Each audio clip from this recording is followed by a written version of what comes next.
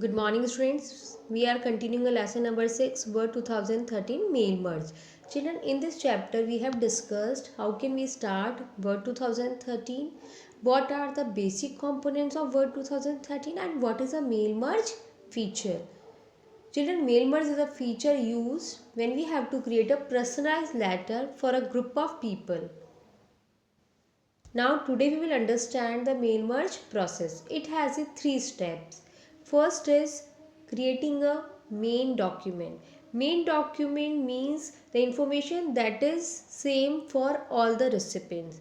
It can be a text, it can be a graphics also, children. Suppose we are sending some information, it can be in a text form, and suppose we are writing a letter, invitation letter for a birthday party. Maybe possible it can include some pictures.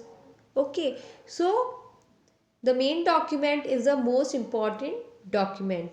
It never contains information about any recipient. It contains general information. Second type of file we have to create is the data source. This file contains the information that we will merge with the main document. Mostly it contains like name and address of the recipient. Suppose we are sending a birthday party invitation letter. So maybe possible the friend list, parents information, address, contact number. These information can be stored in data source. Third is merging the data source and main document. When these two files are merged, mail merge completes and it creates personalized letter for all the recipients whose information is in data source. Now, first we will open a blank document to start a mail merge and we will type the main content of the letter. We will not include any personal detail of any recipient. I have marked some information with the red color. It shows that here we have to place information regarding the every recipient, and this information will be different for each recipient when mail merge process will be completed. Now first we will save the main document for our mail merge process. We can save with any name, children. Just we have to understand that this will be our main file. It doesn't mean that you have to save with the name main document. Name is not important, content is important. Now we have to click on a mailing tab. When we click on a mailing tab, we get a button start mail merge. We have to click on this button. Now from the drop down list, we have to click a step by step mail merge wizard. When we click on a mail merge, step by step mail merge wizard, children, right side of the document there will be mail merge task pane appears. Now see, from this task pane, what we have to do, we have to select the letter because we are creating a letter for a group of people. And as you can see at the bottom of this pane, there is a next button. So now we will click on a next button, that is starting document.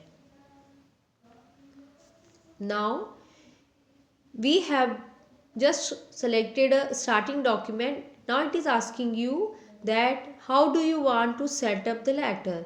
Use current document, start from a template, start from an existing document. It is asking you that this is your main document or you want to start from a template, means predefined samples of documents, or you have some existing document. So here we will select use the current document, and then we will come to the bottom, there is a next button. We will click on the select recipient. Now our main document has created, children. we have to come to the second file, that is a data source. Now we are doing the process for creating a data source that contains the information about recipients. Now see, select recipient. In this we have three options: use an existing list, select from Outlook contacts, third, type a new list. If we have already created a list for a recipients, we can use that list. List can be created in a MS Excel, also in MS Access. Second is select from Outlook. If we are using Outlook Express and we have just added the contact in that, we can use that contact list. And third is type a new list. If we don't have a list already with us, we will select the option type a new list. So children, we will click on this type a new list, and then you will see as you click on a type a new list, create button will come. So now we will click on a create button to create a new recipient list.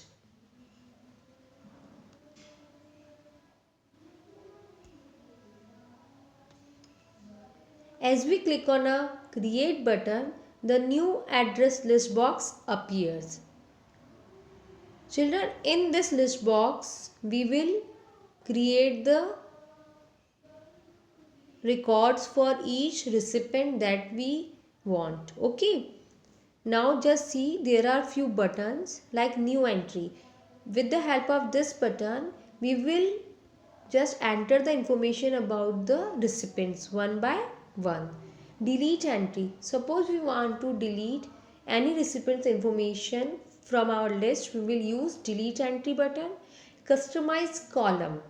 As you can see, there are predefined columns are available like title, first name, last name, company name, address line 1, etc. So there are many columns in the address list. If we want, we can just delete these columns, and also according to our need we can add some new columns in the address list, and then we can just enter the recipient's information, and after that when all the recipient's information entered, we can click on a OK button.